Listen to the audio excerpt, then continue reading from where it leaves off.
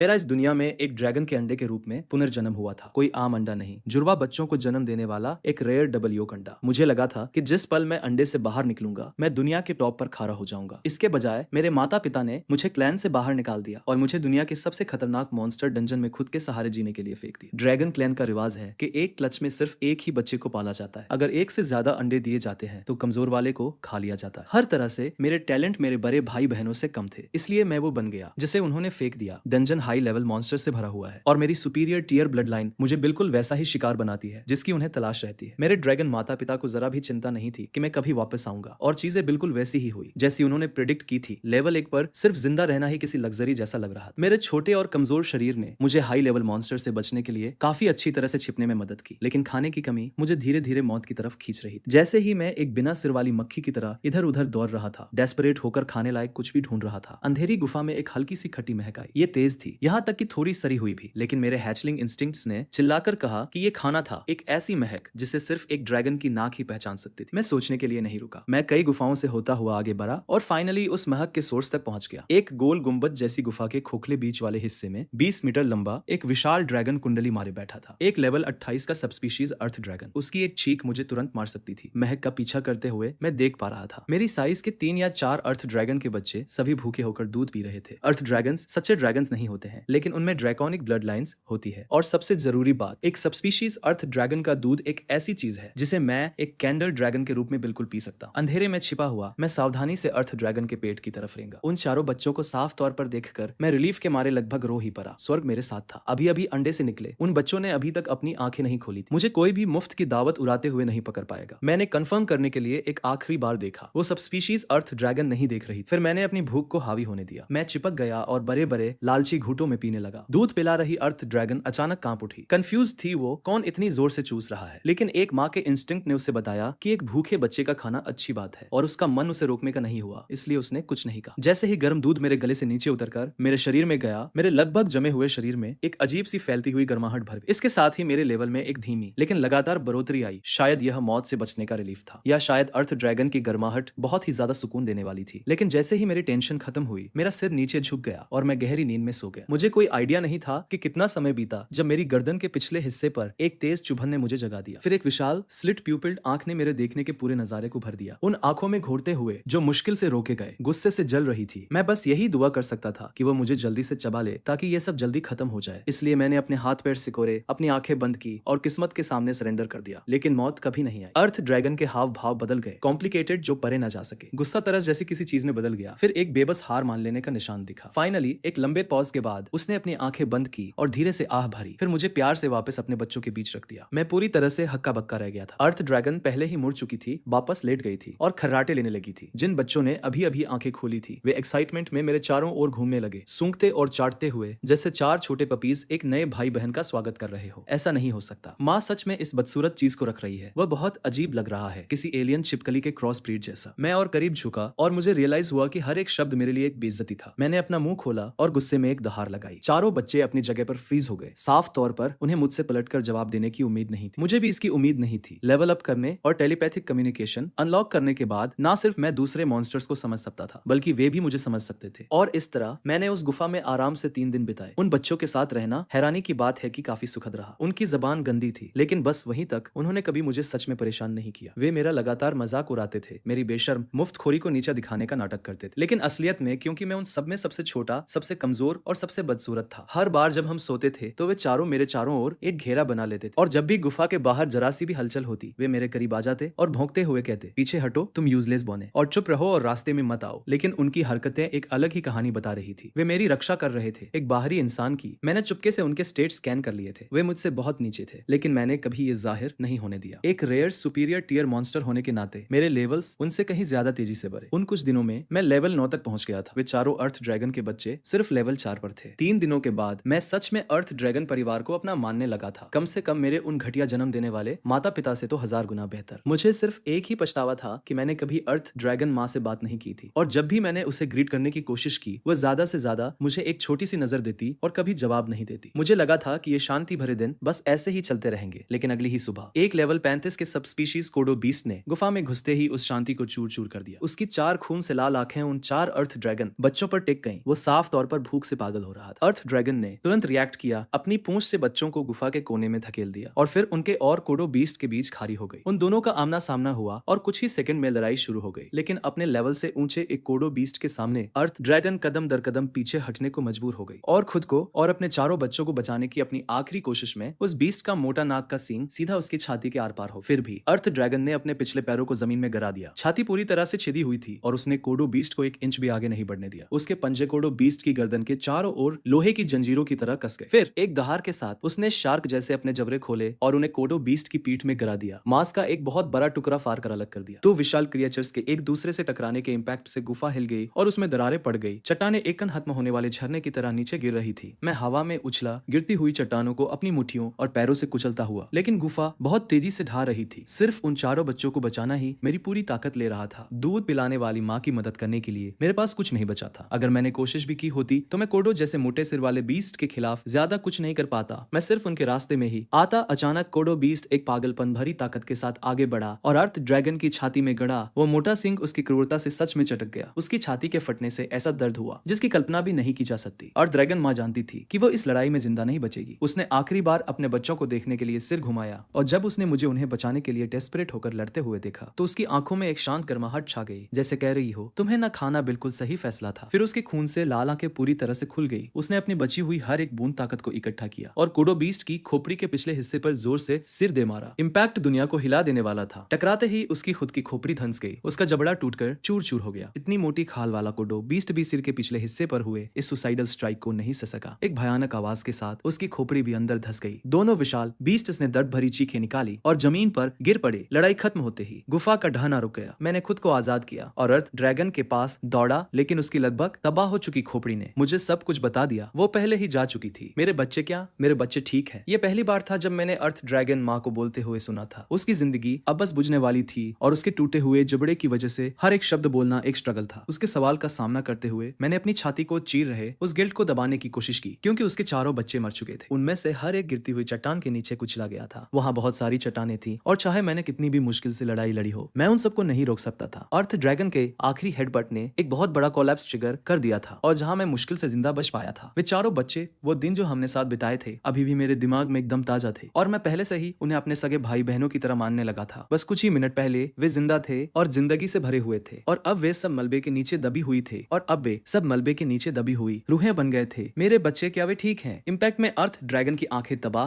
हो चुकी थी। फिर भी उसने अपनी आखिरी सांस ये पूछने में लगा दी। उसकी आवाज में उनके लिए सिर्फ प्यार भरा था। गिल्ट की एक लहर मुझ पर टूट पड़ी जो मेरी छाती के अंदर एक बम की तरफ फट गई। मैंने अपने दांत इतनी जोर से भींचे कि मुझे लगा वे टूट जाएंगे। मैंने अपने दुख को निगला और अपनी आवाज को जितना हो सके उतना कोमल रखा। वे ठीक है, वे बस बेहोश हो गए हैं, वे सब ठीक है। क्या ऐसा है? उसके चेहरे पर एक सुकून भरी मुस्कान छा गई। जब मैं मर जाऊं तो मुझे खा लेना। उसके शब्दों ने मुझे सुन्न कर दिया। हम रंजन में पैदा हुए हैं। ये एक श्राप है जो हम जन्म से ढोते हैं। कुछ भी बर्बाद नहीं किया जा सकता। ये आखिरी नरिशमेंट है जो मैं अपने बच्चों को दे सकती हूँ। मुझे नहीं पता कि तुम्हारे जैसा एक सुपीरियर टीयर मॉन्स्टर यहाँ कैसे आ गया, लेकिन तुम्हें पनाह देने की खातिर मैं तुमसे मेरे बच्चों का ख्याल रखने के लिए कह रही हूँ। इससे पहले कि वह और कुछ कह पाती, उसके कांपते हुए शरीर ने जवाब दे दिया और एक आखिरी सांस के साथ उसकी जान पूरी तरह से निकल गई। बिल्कुल अंत में भी उसके चेहरे पर एक ऐसी माँ की शांत खुशी थी जिसे यकीन था कि उसके बच्चे सेफ हैं। वो शांति से चल बसी। मेरे पैरों के नीचे की जमीन खून से भीग गई थी और गुफा एकदम सुनसान लग रही थी। मेरा मुंह खुला का खुला रह गया, लेकिन मैं रो भी नहीं सका। चीखने से सिर्फ और मॉन्स्टर्स ही आते, लेकिन मेरी छाती को ऐसा लग रहा था जैसे उसे किसी पत्थर के नीचे कुचला जा रहा हो। वह सबसे स्पीशीज अर्थ ड्रैगन जिसने मुझे पनाह दी थी। वे चारों बच्चे जिनके साथ मैं रहा और सोया, वे पांचों एक ही पल में चले गए थे। पहली बार जब वो दूध पिलाने वाली माँ ने मुझसे बात की तो वे उसके आखिरी शब्द थे। उस पल एक ऐसी बेबसी जो मैंने पहले कभी महसूस नहीं की थी मुझ पर एक बाढ़ की तरह टूट पड़ी, लेकिन असलियत ने मुझे शोक मनाने का कोई समय नहीं दिया। एक गरजती हुई दहाड़ ने हवा को चीर दिया और वो सब स्पीशीज कोडो बीस्ट जिसे अब तक मर जाना चाहिए था, लड़खड़ाता हुआ वापस अपने पैरों पर खड़ा हो गया। उसकी धंसी हुई खोपड़ी अभी भी खुली हुई थी। उसने जीत के एक दहाड़ लगाई। उसकी आंखों में उसके सामने खड़ा वो नन्हा सा हैचलिंग कोई खतरा ही नहीं था। लेकिन क्या तुम्हें पता है कि इस मनहूस डंजन में फेंके जाने का सबसे अच्छा हिस्सा क्या है? मैंने अपना सिर झुकाया और अपने पंजों की मुट्ठियां भींच ली। उस विशाल बीस्ट का सामना करते हुए मेरी आवाज कांप रही थी, डर से नहीं बल्कि शुद्ध और जलती हुई एक्साइटमेंट से। नोटिफिकेशन, नई स्किल ड्रैगन ऑरा अनलॉक हो गई है। वो ये है कि मैं तुम्हें अपने इन दो पंजों से मार सकता हूँ। एक दहाड़ के साथ मैंने खुद को सीधा उस सब स्पीशीज कोडो बीस्ट पर लॉन्च कर दिया। उसके घाव बहुत गहरे थे, लेकिन इस लेवल पर उस मोटी खाल को चीरना मेरे लिए अभी भी एक कोरे सपने जैसा था। फिर भी एक रास्ता था। जीत का रास्ता उस दूध पिलाने वाली माँ ने मेरे लिए पहले ही बना दिया था। उसके डिफेंस को भेदने का रास्ता वो घाव किताब जो उस माँ ने उसकी गर्दन के पीछे फाड़ कर खोला था। मैं दहाड़ा और रोशनी की एक किरण की तरह आगे बढ़ा, सीधा कोडो के सिर के पिछले हिस्से की तरफ निशाना साधते हुए। दोनों पंजे पूरी तरह से खुले हुए मैंने उन्हें अंदर गड़ाया और उस घाव को पूरी तरह से फाड़ दिया। दूध पिलाने वाली माँ के शांत और दूर रहने वाले वे 3 दिन उन चारों बच्चों के साथ खाने के लिए भाग दौड़ करना, एक साथ सिकुड़ कर सोना। ये तस्वीरें मेरे दिमाग में किसी घूमती हुई लालटेन की तरह चमक गई और मेरा मारने का इरादा उन ऊंचाइयों तक पहुंच गया जो मैंने पहले कभी नहीं जानी थी। मेरे दिमाग में केक की सोच के अलावा और कुछ नहीं था। इस कोडो बीस्ट को मारो और उनका बदला लो। 3 या 4 घंटे बाद मैं अर्थ ड्रैगन माँ की लाश के सामने खड़ा था, अपने पंजों को प्यार से उस पर रखे हुए, उसमें बची हुई आखिरी गर्माहट को महसूस कर रहा था। मैंने खुद को दुख में डूबने नहीं दिया। डंजन को आंसुओं की कोई परवाह नहीं है, बिल्कुल वैसा ही जैसा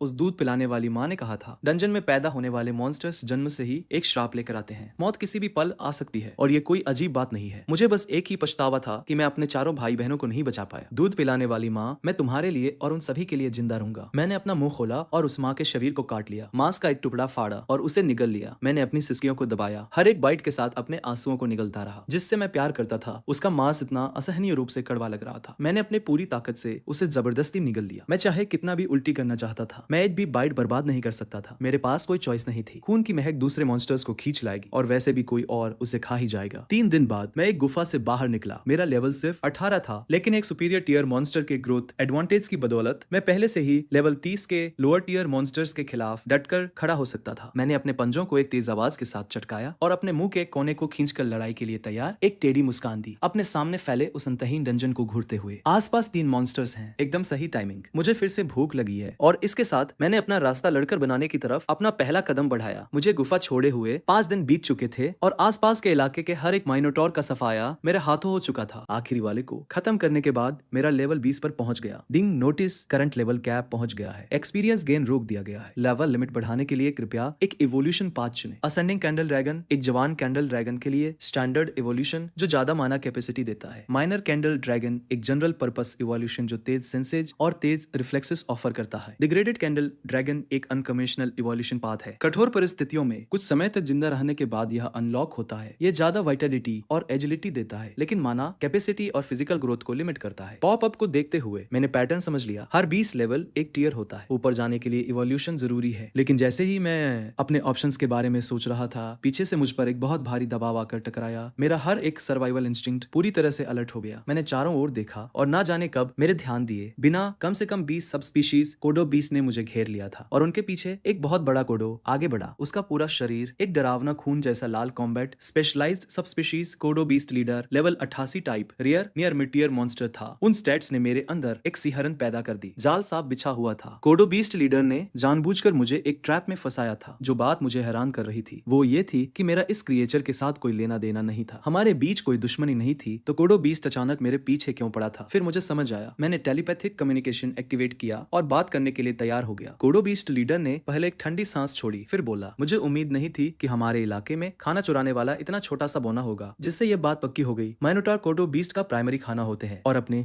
शुरुआती दिनों में अपनी कॉम्बैट स्किल्स को तेज करने के लिए और अपनी ग्लटनी स्किल की वजह से जो मेरी भूख को बहुत ज्यादा बढ़ा रही थी, मैं कई दिनों तक बिना रुके माइनोटार का शिकार कर रहा था, जिसकी वजह से पूरे इलाके में उनकी संख्या में भारी कमी आ गई थी। इससे सीधे तौर पर इलाके के कोडो बीस्ट्स के लिए खाने की खतरनाक कमी हो गई। इसके बारे में सोचते हुए भी मैंने बस कंधे उचकाए। कमजोरी दिखाओगे तो कुचल दिए जाओगे, ये ऐसे ही काम करता है। ये सच है, खासकर डंजन में। मैंने अपने पैर जमाए और अपना सिर झुकाया। हाँ, वो मैं ही था। तुम्हारे कोडो बीस्ट ने मेरी दूध पिलाने वाली माँ को खाया था, है ना? तुम लड़ना चाहते हो, मैं यही हूँ। जैसे ही मैंने ये कहा, मेरे पूरे शरीर पर एक नीली हरी चमक जल उठी और मैंने ऐसा पोज बनाया जैसे मैं उन सबको फाड़ कर रख देने के लिए तैयार हूँ। हालांकि अंदर मैं पहले से ही भागने का प्लान बना रहा था। कोडो बीस्ट लीडर को साफ तौर पर यह उम्मीद नहीं थी कि एक बौना जो उसके सामने वाले दांत तक भी नहीं पहुंचता वो इतना बेशर्म होगा। उसने एक दहाड़ लगाई, आगे बढ़ा और ग्राउंड श्रिंक स्किल एक्टिवेट की। वह विशाल क्रिएचर गायब हो गया और सीधे मेरे सामने ऐसे आ गया जैसे उसने टेलीपोर्ट किया हो। उसी समय मुझे घेरे हुए दर्जनों कोडो बीस्ट्स ने एक साथ दहाड़ लगाई और मुझे लगा जैसे मेरे चारों अंगों से कोई सेंसेशन छिन गई हो। मैं 1 इंच भी नहीं हिल सकता था। मेरे लेवल से इतने ऊपर की कोडो बीस्ट का एक वार और सब कुछ खत्म हो जाता। उस पल मेरे दिमाग में अनगिनत स्ट्रेटेजीज आई और हर एक को तुरंत कैंसिल कर दिया गया। कोई प्लान नहीं था, बाहर निकलने का कोई रास्ता नहीं था। फिर अचानक कहीं से शुद्ध नीली रोशनी का एक खंभा धधकता हुआ आया, जिसने पूरी तरह से बिना तैयारी वाले कोडो बीस्ट लीडर को निगल लिया और उसके सबसे करीब वाले कोडो बीस्ट को चीखने तक का समय नहीं मिला। वे वहीं के वहीं राख हो गए। जैसे ही वह झुलसाने वाली लहर कम हुई, दूर से कदमों की एक लयबद्ध आवाज गूंजने लगी। ऐसा लग रहा था जैसे किसी पहाड़ के पैर निकल आए हो। हर एक कदम से जमीन में जोरदार झटके महसूस हो रहे थे। मेरा हर एक इंस्टिंक्ट ने सिर्फ एक लाल अलार्म बजाया, मैं मर जाऊंगा। जैसे जैसे कदमों की आवाज करीब आई, मैंने अपनी 2 जन्मों की सारी हिम्मत जुटाई और पीछे मुड़कर देखा। मेरी धड़कन रुक गई। पहाड़ की एक श्रृंखला, जितना विशाल और ऊंचा एक आकार, मेरी नजरों में भर गया। सबसे पहली चीज जो मैंने देखी वो उसका चेहरा नहीं था। ये मेरी स्किल से डेटा की पहली लाइन थी। Truth, target leviathan, level 355, type superior, tier monster. उसके एट्रीब्यूट्स इतने ज्यादा थे कि ट्रूथ उसके लेवल और टीयर के अलावा कुछ और रजिस्टर ही नहीं कर पा रही थी। मैंने अपनी सांस रोक ली। सोचने का समय नहीं था। यह सोचने का समय नहीं था कि डंजन का बॉस यहाँ पहली मंजिल पर क्यों था। जैसे जैसे कदमों की आवाज धीरे धीरे कम होती गई, जब पूरी तरह से सन्नाटा छा गया, तभी मैंने फिर से सांस लेने की हिम्मत की। ब्लास्ट से मेरे दाहिने पैर में चोट लगी थी। एक पल सोचने के बाद मैंने यहीं और अभी इवॉल्व होने का डिसाइड किया। ये कंफर्म करने के बाद कि आसपास कोई और मॉन्स्टर्स नहीं है, मैंने फिर से इवोल्यूशन ऑप्शंस निकाले। फ्लैजलिंग कैंडल ड्रैगन सबसे ऑर्थोडॉक्स इवोल्यूशन है, लेकिन ये डंजन की तंग जगहों में शरीर का साइज बढ़ा देता है। ये सिर्फ मुझे पीछे ही धकेलेगा, तो ये तो सवाल ही नहीं उठता। डिस्क्रिप्शन को ध्यान से पढ़ने के बाद मैंने डिग्रेडेड कैंडल ड्रैगन के साथ जाने का डिसाइड किया। स्टैट्स के मामले में हालांकि ये ब्लड लाइन को डिग्रेड करता है, लेकिन अपने मूल रूप में यह अभी भी एक कैंडल ड्रैगन है, जो फ्यूचर में एक सच्चे कैंडल ड्रैगन में वापस रीऑप्टिमाइज होने के रास्ते खुले रखता है। और इसके स्टैट्स कहीं ज्यादा बैलेंस है। हमेशा बदलते रहने वाले डंजन में जिंदा रहना किसी एक एबिलिटी में स्पेशलाइज होने के बारे में नहीं है, यह ज्यादा ऑप्शंस होने के बारे में है। ये तय होने के बाद मैंने अपनी आंखें बंद कर ली। नोटिफिकेशन, इवोल्यूशन कमांड रिसीव हो गई है। इवोल्यूशन 10 सेकंड के अंदर पूरा हो जाएगा। ट्रुथ की जानी पहचानी आवाज के साथ मेरे दिल से मेरे शरीर के हर कोने में गर्माहट की एक लहर फैल गई। दर्द, ठंड, खून की कमी, चक्कर आना, वो सब गायब हो गया। मेरे थके हुए शरीर में गर्म उमड़ता हुआ खून भर गया। पुरानी त्वचा छिलने लगी, उसकी जगह नए स्केल्स निकलने लगे। मुझे इस आभास को महसूस करने का मुश्किल से ही समय मिला था कि ये सब खत्म हो गया। दिन लेवल 8 तक बढ़ गया। मेरे आसमानी नीले स्केल्स गहरे बैंगनी रंग में बदल गए थे, जो पहले से कहीं ज्यादा सख्त दिख रहे थे। बाकी सभी स्टैट्स भी बढ़ गए थे। ड्रैगन विजन और परसेप्शन दोनों के तेज होने से मैं साफ महसूस कर सकता था कि लेविथान की मौजूदगी मंजिल 1 पर मॉन्स्टर्स की आबादी को तबाह कर रही थी और हर एक जिंदा बचा मॉन्स्टर पैनिक में भाग रहा था। मुझे कोई आइडिया नहीं था कि लेविथान एक डंजन बॉस पहली मंजिल पर क्यों आया था, लेकिन मैं एक बात जानता था, पहली मंजिल पूरी तरह से बदलने वाली थी। इसी सोच के साथ मैंने अपना डिसीजन लिया। मंजिल 2 की तरफ जाने का समय आ गया है। दूध पिलाने वाली माँ को खोने के कुछ ही समय बाद मुझे मंजिल 2 का रास्ता मिल गया था। मेरे अभी तक वहां न जाने की वजह बहुत सिंपल थी। एक बार जब आप दूसरी मंजिल पर उतर जाते हैं तो आप मंजिल 1 पर वापस नहीं आ सकते। मुझे अभी भी कोई आइडिया नहीं था कि लेविथान यहाँ क्या कर रहा था, लेकिन अगर हालातों ने मुझे मजबूर न किया होता तो मैं इतनी जल्दी नीचे नहीं जाता। कुछ मिनट बाद मैं रास्ते के एंट्रेंस पर खड़ा था, अपनी नाक दबाई, आंखें बंद की और सीधे नीचे कूद गया। एक लंबी गिरावट के बाद मुझे एक क्लीन लैंडिंग की उम्मीद थी। इसके बजाय इंसानी आर्मर के एक टुकड़े ने यह पक्का किया कि लैंडिंग बिल्कुल भी स्मूथ नहीं थी। लेकिन इससे मुझे कुछ रियलाइज हुआ, क्या इंसानियत सच में इस दुनिया की डोमिनेंट स्पीशीज। मैंने पैदा होने के बाद से एक भी इंसान नहीं देखा था, लेकिन जैसे ही यह ख्याल मेरे दिमाग में आया, मेरे पीछे 7 या 8 मीटर की दूरी से एक बहुत ही हल्की सी सरसराहट की आवाज आई। यह सोचकर कि कोई मॉन्स्टर एम्बुश करने की कोशिश कर रहा है, मैं अलर्ट होकर पीछे घूमा और जैसे ही मैंने ऐसा किया, मेरे दिल ने कुछ ऐसा किया जिसकी बिल्कुल उम्मीद नहीं थी। ज्यादा दूर नहीं, एक बंद रास्ते के कोने में दुबक कर बैठी थी एक छोटी सी पतली लड़की। मेरे पुनर्जन्म के बाद से मेरा सामना होने वाला पहला इंसान, और वो भी इतनी खूबसूरत थी। मेरे जैसे इंसान के लिए एक ऐसा होपलेस इंट्रोवर्ट जो लगातार 2 जन्मों से सिंगल रहा हो। मेरी इमेजिनेशन ने उड़ान भरने में कोई समय बर्बाद नहीं किया, लेकिन जैसे ही मैंने कुछ कहने के लिए अपना मुंह खोला, उस लड़की ने डर के मारे एक चीख निकाली और जमीन पर गिर गई। पैनिक में पीछे की तरफ खिसकने लगी, अपने पैरों को डेस्परेट होकर चला रही थी, लेकिन उसके ठीक पीछे एक पत्थर की दीवार थी। जाने के लिए कोई जगह नहीं बची थी। उसके इस रिएक्शन ने मुझे हैरान कर दिया। मेरा गोल मोटोल हैचलिंग रूप किसी भी लड़की को प्यारा लगना चाहिए था, है ना? मैंने खुद को जमीन पर झुकाया और उसकी तरफ ऐसे रेंगा जैसे आप सर पर किसी आवारा बिल्ली के पास जाते हैं। सुनो, मैं तुम्हें कोई नुकसान नहीं पहुंचाना चाहता, मैं बस ये जानना चाहता हूँ कि तुम यहाँ कैसे आ गए। क्या तुम मेरी बात समझ सकती हो? लड़की और भी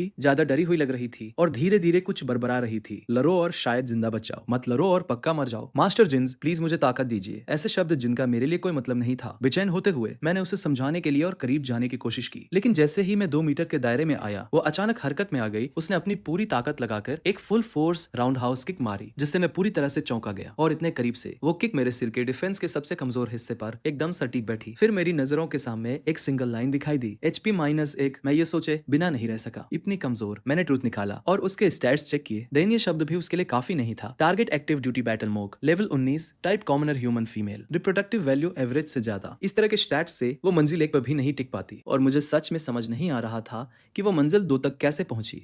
लड़की अब जमीन पर बैठी अपना पैर पकड़े हुए थी। साफ तौर पर उसे बहुत दर्द हो रहा था। उस किक ने मेरा कुछ नहीं बिगाड़ा था, लेकिन उसके दाहिने पैर में अब बहुत बुरी मोच आ गई थी। लेकिन 1 सेकंड बाद चोट को पूरी तरह से नजरअंदाज करते हुए वो एक पागल औरत की तरफ, पास के एक सुरंग के रास्ते की तरफ भाग खड़ी हुई। मैं उसके पीछे जाने के लिए आगे बढ़ा, लेकिन ब्लड फैंग स्पाइडर्स ऊपर से गिरने लगी और बार बार मेरा रास्ता रोक रही थी। डंजन में मॉन्स्टर्स लाइफ एसेंस के आधार पर शिकार करते हैं, जिसका मतलब था कि वो कमजोर इंसान उनके किसी काम का नहीं था। इसके बजाय वे सब मुझ पर टूट पड़े। ऐसा नहीं था कि वे कोई असली खतरा थे, लेकिन उनकी वजह से मैं उस लड़की का पीछा पूरी तरह से भूल गया। मैं बहुत निराश था। वह वही थी और बस ऐसे ही वो चली गई। 5 दिन बीत गए और मैंने धीरे धीरे मंजिल 2 पर अपनी जगह बना ली। मंजिल 1 के उलट यहाँ के मॉन्स्टर्स की वैरायटी बहुत ज्यादा थी। लगभग हर दिन मेरा सामना ऐसी स्पीशीज से होता था जिन्हें मैंने पहले कभी नहीं देखा था, और उनमें इंसान भी शामिल थे। सिवाय इसके कि मुझे मिला हर इंसान या तो लाश था या फिर कंकाल। उस दिन की लड़की अभी भी मेरे दिमाग में बसी हुई थी, ज्यादातर इसलिए क्योंकि वो इंसान थी। हाल ही के दिनों में मैं मंजिल 2 पर 1 से ज्यादा बार इंसानी कंकालों से टकरा चुका था, और यहाँ तक कि इंसानी पैरों के निशान भी बड़ी संख्या में मिले थे, जो कम से कम 200 से 300 लोगों के ग्रुप का इशारा कर रहे थे। फिर भी मैं सच में उन्हें ढूंढना चाहता था। डंजन का माहौल साफ तौर पर इंसानों के लिए नहीं बना है। अगर उनके पास अंदर आने का रास्ता था तो लॉजिक कहता है कि उनके पास बाहर जाने का रास्ता भी होगा। कम से कम लॉजिक तो यही था, और इसी पॉसिबिलिटी की मुझे तलाश थी। बदकिस्मती से इंसानी निशानों को ट्रैक करने की कई दिनों की कोशिशों का कोई फायदा नहीं हुआ। सिर्फ और कंकाल ही मिल रहे थे, एक के बाद एक नजारे। फिर जैसे ही मैं गुफा छोड़ने वाला था, मेरी पीठ में एक सुई जैसी तेज ठंडक दौड़ गई। मेरे दिमाग से पहले मेरे शरीर ने रिएक्ट किया। एक साइड रोल जो पूरी तरह से मेरा इंस्टिंक्ट था। हवा का एक बहुत ही कंप्रेस्ड ब्लेड मेरे सिर के पास से गुजरा और उसने पत्थर की दीवार पर कई फीट लंबी 4 गहरी दरारें बना दी, जैसे वो चट्टान कोई कागज हो जिसे किसी बिल्ली ने खरोंच दिया हो। सोचने का समय नहीं था। मैंने तुरंत ड्रैगन विजन के साथ मिलने वाली तेज सुनने की ताकत को एक्टिवेट किया और ज्यादा दूर नहीं एक छोटे से क्रिएचर को नोटिस किया जो लगभग इम्पॉसिबल लगने वाली स्पीड से मेरी तरफ आ रहा था। जब तक मैं कुछ समझ पाता, वो क्रिएचर मेरी पीठ से 50 सेंटीमीटर से भी कम दूरी पर था। मेरी खोपड़ी सुन्न पर गई। पीछे मुड़कर देखने का भी समय नहीं था। एक और साइड स्टेप, नुकीले पंजों ने मेरे चेहरे के स्केल्स को बस बाल बाल छूते हुए खरोच दिया, और जब मैं रोल करके बचा तो मैंने पाया कि मेरे चेहरे पर 4 कट लग गए हैं, 2 वार, और तुम अभी भी सांस ले रहे हो। इसमें कोई हैरानी नहीं कि तुम में मेरे इलाके में घुसने की हिम्मत थी। लगता है तुम्हारे पास सच में कुछ स्किल है। अंधेरे में से एक लड़की की आवाज आई। वह 4 पैरों वाला क्रिएचर अंधेरे में छिपा हुआ था, और अपने पंजों से खून चाटने के बाद वही एक इंसान की तरह अपने पिछले पैरों पर खड़ा हो गया। मुझे लग रहा है कि तुम्हारे पास टेलीपैथिक कम्युनिकेशन स्किल है, तो हम बात कर सकते हैं। लेकिन चाहे जो भी हो, तुमने मेरे इलाके में कदम रखा है, इसलिए जिंदा वापस जाने की उम्मीद मत करना। म्याऊं। मैं उसे साफ तौर पर नहीं देख पा रहा था, लेकिन मैं बता सकता था कि वो क्रिएचर मुझ पर मुस्कुरा रहा था। जैसे ही वे शब्द खत्म हुए, वो फिगर मेरी तरफ अंधी कर देने वाली स्पीड से आई, इतनी तेज कि नंगी आंखों से उसे ट्रैक करना भी मुश्किल था। एक ही क्रिएचर से एक साथ दर्जनों लोगों से घिरे होने का एहसास मैंने कभी सपने में भी नहीं सोचा था कि मेरा सामना ऐसे दुश्मन से होगा जिससे निपटना इतना नामुमकिन होगा। जब तक मैं अपने वाइटल्स को बचा कर रखता और एक ही वार में मरने वाले अटैक से बचता, मैं जल्दी नहीं मरता। लेकिन इस क्रिएचर की अजीब स्पीड ने मुझे लगभग पूरी तरह से बेबस कर दिया था। अगर ऐसा ही चलता रहा तो आज नहीं तो कल मैं मारा ही जाऊंगा, और ये क्रिएचर साफ तौर पर मारने के इरादे से ही आई थी। एक न जीतने वाली सिचुएशन का सामना करते हुए मैंने बिना किसी झिझक के ट्रूथ में स्किल ट्री मैप निकाल लिया। मैंने पहले भी स्किल ट्री की स्टडी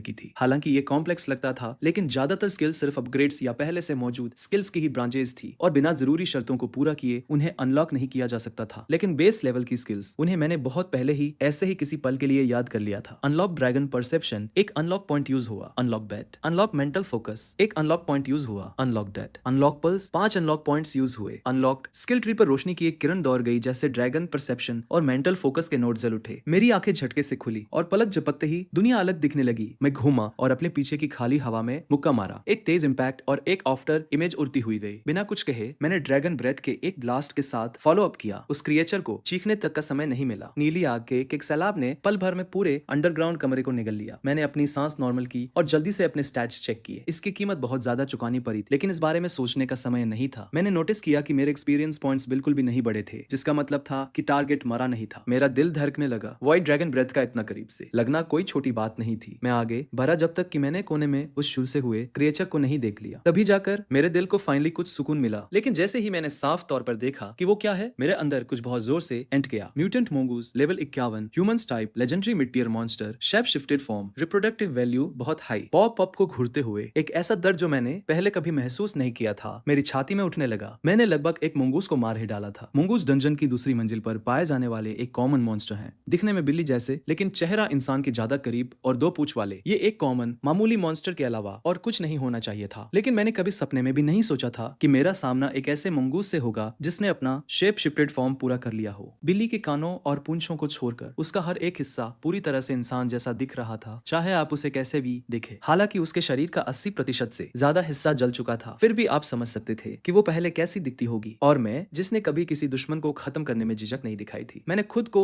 आखिरी वार करने में बेब्स पाया। किस बात का इंतजार है, मुझे मार ही डालो म्याऊं। मुंगूस ने मुझे जलती हुई नफरत के साथ घूरा और मैंने खुद को सच में हैरान पाया। काफी देर सोचने के बाद मुझे फाइनली एक आधा अधूरा सा बहाना मिल ही गया। और मुझे इतना बिल्ली का मिट टेस्टी नहीं होता, बहुत खट्टा और फूला हुआ, और मुझे इतने दुबले पतले शिकार पसंद नहीं है। शेफ शिफ्टेड नेवले ने एक ठंडी सांस छोड़ी। तुम्हें लगता है कि मैं बेबस दिख रही हूँ, इसलिए तुम्हें मुझे खाने में दया आ रही है। आज मुझे छोड़ दो और अगली बार मैं ही तुम्हें जान से मारूंगी। मैंने बिना कुछ सोचे उस धमकी को इग्नोर कर दिया। मुझे असल में जिस बात ने कंफ्यूज किया वो यह थी, तुमने अभी अभी मुझ पर हमला क्यों किया। मैं 24 घंटे लेवल 2 पर ड्रैगन ऑरा एक्टिव रखता हूँ। ये डैमेज नहीं देता, लेकिन यह दूसरे मॉन्स्टर्स को सिग्नल देता है कि मुझसे पंगा लेना ठीक नहीं है। इसलिए ज्यादातर मॉन्स्टर्स मुझ पर पहले हमला करने की हिम्मत नहीं करते। जब उसने कोई जवाब नहीं दिया तो मैंने अपना सवाल दोहराया। इस बार मेरी आवाज में थोड़ी सख्ती थी। उस लड़की के रूप वाले नेवले ने मुझे घूरा। साफ तौर पे वो जवाब नहीं देना चाहती थी। तुम मेरी टेरिटरी में आए और फिर तुमने मेरी टेरिटरी में सुसु कर दिया। मैं और किसे मारती। मैंने अपने पल के झपकाई, ये सोचते हुए कि मैं सबसे पहले इस गुफा में आया ही क्यों था। हाँ, मैं बिल्कुल वही कर रहा था। कैट टाइप्स में सच में टेरिटरी को लेकर बहुत खतरनाक फीलिंग होती है, लेकिन यह डंजन था। क्या बाहर के जानवरों वाले इंस्टिंक्ट सच में यहाँ भी आ सकते हैं? और मेन बात यह है कि फीमेल बिल्लियों में भी टेरिटोरियल इंस्टिंक्ट्स होते हैं। इतनी सी छोटी बात के लिए ये सब छोटी बात। तुम इतने पावरफुल हो, फ्लोर 2 पर तुम पक्का एक डोमिनेंट टीयर के मॉन्स्टर होगे और तुम्हें इतनी सी बेसिक बात भी नहीं पता। नाउ असल में मुझे डंजन में आए हुए 1 महीने से भी कम टाइम हुआ है। क्या इम्पॉसिबल? बाहर की दुनिया बहुत अच्छी है, जंगलों में घूमने की आजादी। कुछ को तो इंसान मॉन्स के तौर पर भी चुन लेते हैं, जिन्हें फिर कभी खाने की फिक्र नहीं करनी पड़ती। कोई इस तरह के मनहूस गड्ढे में क्यों आना चाहेगा? मायो, क्या सच में बाहर इतना अच्छा है? उस नेवले की बातों से मुझे लगभग हंसी आ गई। जंगली जंगल के मॉन्स्टर्स शायद कभी भूखे ना मरे, लेकिन डंजन की उस बैरम ट्रेनिंग के बिना वे पूरी तरह से बेब्स हो जाते हैं जब इंसान पूरी ताकत के साथ उनके लिए आते हैं। और जहां तक किसी का माउंट बनने की बात है, शायद कुछ इंसान अपने माउंट्स की अच्छी देखभाल करते हों, लेकिन ज्यादातर के लिए इसका मतलब है अपनी आजादी खो देना और बिना किसी रहम के अपनी पूरी कीमत चुकाना। पिंजरे में कटने का इंतजार कर रही किसी मुर्गी से कुछ भी अलग नहीं। डंजन में 1 महीना बिताने के बाद जो बात मुझे सबसे साफ तौर पर समझ आई है वो ये है, डंजन मॉन्स्टर्स के लिए एक स्लम है, लेकिन ये एक ऐसी जगह भी है जो सच में उन्हीं की है। मैंने उसे ये सब समझाने की कोई कोशिश नहीं की। लड़की के रूप वाला वो नेवला अब साफ तौर पर दर्द से तड़पने लगा था। तुम किसका इंतजार कर रहे हो? मैं हार गई, बस मुझे मार दो। क्या तुम्हें मुझे तड़पते हुए देखने में मजा आता है? म्याऊं। उसकी आवाज में डर का नामो निशान नहीं था, बल्कि वो किसी ऐसे इंसान की तरह लग रही थी जिसे फाइनली आराम करने की परमिशन मिल गई हो। इससे मुझे वो बात याद आ गई जो उस नर्सिंग मदर ने एक बार कही थी, हम मॉन्स्टर्स डंजन में पैदा होते हैं। ये एक ऐसा श्राप है जो हम पैदाइश से ही साथ लेकर चलते हैं। काफी लंबे टाइम तक मैंने टेलीपैथिक कम्युनिकेशन का यूज करने से खुद को रोका था, इस डर से कि मरते हुए मॉन्स्टर्स की मिन्नतें सुनकर मैं पिघल जाऊंगा। मैं चाहे जो भी बन गया हूँ, अंदर से मैं अभी भी एक इंसान ही था जिसमें एक बेसिक हमदर्दी और दया थी, लेकिन इस जगह पर वे फीलिंग्स मेरी जान ले सकती थी। शायद ये बात कुछ और ही थी, लेकिन उस नेवले की उस बेचारी और दयनीय हालत को देखकर मैं खुद को हिचकिचाता हुआ पा रहा था। हालांकि मैं इतना बेवकूफ नहीं था कि उसे ऐसे ही जाने दूं ताकि किसी दिन वो वापस आकर मुझे ही मार दे। जैसे ही मैंने उसे खत्म करने के लिए अपना पंजा उठाया, एक भयानक धमाके ने डंजन को हिलाकर रख दिया और मेरा पंजा हवा में ही रुक गया। फिर डंजन का पूरा सेकंड फ्लोर बहुत बुरी तरह कांपने लगा, जैसे दुनिया अपनी जगह से खिसक रही हो। वे इंसान फिर से शुरू हो गए, वे सच में मरना चाहते हैं। उस नेवले के उन शब्दों ने मेरे अंदर एक्साइटमेंट की एक लहर दौड़ा दी। मैंने तुरंत पूछा, कौन से इंसान? कुछ टाइम पहले ही इंसानों ने डंजन को क्लियर करने की एक और कोशिश की थी और वे फिर से फ्लोर 2 के बॉस के हाथों बुरी तरह कुचले गए। म्याऊं। कुछ ऐसे लोग जो लीडर्स जैसे लग रहे थे, वे ग्रुप के सबसे छोटे मेंबर्स के साथ वहां से भाग निकले। बाकी के ज्यादा ताकतवर लोग वहीं रुक गए और फ्लोर 2 पर फंस गए। तब से वे फ्लोर 2 को पार करने और वहां से भागने की कोशिश कर रहे हैं, लेकिन वे बॉस को कैसे हरा सकते हैं? म्याऊं। उनकी हर एक कोशिश में उनके और लोग मारे जाते हैं। इतनी बड़ी शॉक वेव। शायद वे सब मिलकर एक आखिरी और डेस्परेट कोशिश कर रहे हैं। सिर्फ कुछ ही लाइनों में उसने कई ऐसे शब्द बोल दिए थे जो मेरे लिए सबसे ज्यादा मायने रखते थे। जैसे ही मैं और जानने की कोशिश करने वाला था, मेरे बगल की चट्टान वाली दीवार अंदर की तरफ फट गई और एक गोल्डन ग्रेट सोर्ड पकड़े हुए एक हैंडसम जवान लड़का दीवार तोड़ते हुए अंदर आ गिरा। मेरा पहला जिंदा इंसान। मुझे तुरंत शौक लगा। उस जवान लड़के ने मुझे और नेवले को उसी पल देख लिया और उसके एक्सप्रेशन जम गए और उसने तुरंत उस गड्ढे की तरफ वापस चिल्लाकर कहा जहां से वो टूटकर अंदर आया था, कैप्टन, यहाँ कंपेनियन मॉन्स्टर्स हैं, मैं इन्हें संभाल लूंगा, आप बॉस पर फोकस करिए, मॉन्स्टर्स को मुझ पर छोड़ दीजिए। इसके साथ ही उसने एक ऐसा स्टांस लिया जो साफ कह रहा था कि हम दोनों में से कोई एक ही जिंदा बचकर जाने वाला है। उसकी आंखों में जलती हुई उस नफरत ने मुझे सच में कंफ्यूज कर दिया। मैंने एक्सप्लेन करने के लिए मुश्किल से अपना मुंह खोला ही था। जब उस जवान लड़के ने मुझे बोलते हुए सुना तो शांत होने के बजाय वो और भी ज्यादा भड़क गया। उसे तुरंत ठंडा पसीना आने लगा और वो बरबराने लगा, एक मिथिक टीयर का जुवेनाइल मॉन्स्टर। अगर हमने इसे यहीं खत्म नहीं किया तो अगली बार जब हम इस फ्लोर पर आएंगे तो हमें ऐसे 2 मॉन्स्टर्स का सामना करना पड़ेगा। हम जिंदा वापस नहीं जा पाएंगे। जो लोग हमारे बाद आएंगे उनकी खातिर मुझे इसे यही रोकना होगा, भले ही इसके लिए मेरी जान ही क्यों न चली जाए। मेरे दिमाग में फ्रस्ट्रेशन की एक आंधी सी दौड़ गई। क्या तुम अभी सीरियस हो? तुम्हारा वो छोटा सा मोनोलॉग लगभग रुला देने वाला था। मेरी तो लगभग आंखों में आंसू ही आ गए हैं। क्या तुम मेरी बात सुन भी रहे हो? उस जवान लड़के की ग्रेट सोर्ड सूट से एक तेज आवाज आई और उसके शरीर के हर एक पोर से एक उमड़ती हुई ओवरवेलमिंग बैटल विल फूट पड़ी। उससे निकलती हुई एनर्जी एक ही पल में 10 गुना बढ़ गई। फिर वो किसी धनुष से छूटे हुए तीर की तरह आगे बढ़ा और एक ही झटके में उसने दूरी कम कर दी। Target holy knight, level 32, 1 class advancement type, elite tier human. उसके ज्यादातर स्टैट्स मेरे स्टैट्स से कहीं आगे हैं। अगर मेरी ताकत पूरी होती तो मेरे स्किल्स के एडवांटेज से मैं उसे तुरंत खत्म कर देता, लेकिन मैं घायल था और आमने सामने की टक्कर का तो सवाल ही नहीं उठता था। इसके अलावा मेरा किसी इंसान से पंगा लेने का कोई इरादा नहीं था। जिन 2 सेकंड्स में मैंने हिचकिचाने में लगाए, मैंने उस आते हुए स्लैश को डॉज किया, उस नेवले को उसकी गर्दन के पीछे से पकड़ा, उसे अपने कंधे पर लादा और बॉस और उस जवान लड़के से सबसे दूर वाली डायरेक्शन में पूरी स्पीड से भागने लगा। उस नेवले ने साफ तौर पर यह उम्मीद नहीं की थी। एक पल वह जमीन पर थी और अगले ही पल बिना किसी वजह के उसे उठाकर ले जाया जा रहा था। तुम्हें क्या लगता है तुम क्या कर रहे हो? म्याऊं, मैं तुम्हें ऐसे बचकर नहीं जाने दूंगी। उस चकराई हुई नेवले ने मेरे नंगे सिर पर काटा और पंजे मारे। चुप रहो, मैं गुर्राया, फिर अपना हाथ ऊपर ले जाकर उसकी गर्दन के पीछे वाले हिस्से को जोर से दबा दिया। नेवले का चेहरा तुरंत लाल हो गया, उसका बचा हुआ एक कान नीचे लटक गया और उसकी बॉडी ऐसे अकड़ गई जैसे जम गई हो। वो जवान लड़का पहले से ही मेरे ऊपर था। सुनहरी तलवार के वार किसी बारिश की तरह बरस रहे थे। मैं साइड में हटा और अंदर गुस्से से पागल हो रहा था। अगर मेरी ताकत पूरी होती तो तुम जैसे किसी एरे गैरे की हिम्मत नहीं होती कि मेरा ऐसे पीछा करे। थका हुआ होने की वजह से मेरे पास अपना घमंड चुपचाप निकलने और अपनी बची खुची पूरी एनर्जी के साथ भागने के अलावा कोई चारा नहीं था। और इस तरह पीछा करना शुरू हुआ। इंसान और ड्रैगन एक के पीछे एक, डंजन से गुजरती हुई रोशनी की 2 लकीरें एक खूंखार चेज में फंसी हुई। मुझे लगा था कि वह जवान लड़का थोड़ी देर बाद हार मान लेगा, लेकिन 2.5 घंटे तक लगातार पीछा करने के बाद भले ही उसकी एनर्जी पूरी तरह खत्म हो चुकी थी, उसने हार मानने से इनकार कर दिया। अब मुझे सच में बहुत तेज गुस्सा आ रहा था। अगर ऐसा ही चलता रहा तो उसका अगला वार उसका आखिरी और सबसे खूंखार वार होगा। अगर वो अभी पीछे हट जाता तो मैं बस वहां से चला जाता और अपनी मेहनत बचा लेता, लेकिन अगर उसने अपनी पूरी ताकत एक ही आखिरी स्ट्राइक में लगाने की हिम्मत की तो मैं पक्का उसका सिर कुचल दूंगा। और जैसा कि होना था, जैसे ही मैंने वो फैसला लिया और ये देखने का इंतजार किया कि वो जवान लड़का क्या करेगा, उसने एक बैटल क्राई निकाली। उसके शरीर की हर एक नस एक साथ फटने लगी और उसने अपनी बैटल विल की आखिरी बूंद तक उस गोल्डन ग्रेटसवॉर्ड में डाल दी। उस लड़के की उस आखिरी सब कुछ खत्म कर देने वाली स्ट्राइक का सामना करते हुए मैंने एक थकी हुई गहरी सांस ली। Unlock invincibility, 5 unlock points consumed. Skill invincibility level 1 unlock हो गई। उस पल में एक तोप के गोले में बदल गया और सीधे उस सोर्ड बीम के रास्ते में तेजी से आगे बढ़ा। एक ही पल में वो सोर्ड बीम किसी कागज की तरह चकनाचूर हो गई। उसमें एकदम आर पार एक गोल छेद बन गया। उस जवान लड़के ने कभी सपने में भी नहीं सोचा होगा कि जिस क्रिएचर का वो अभी पीछा कर रहा था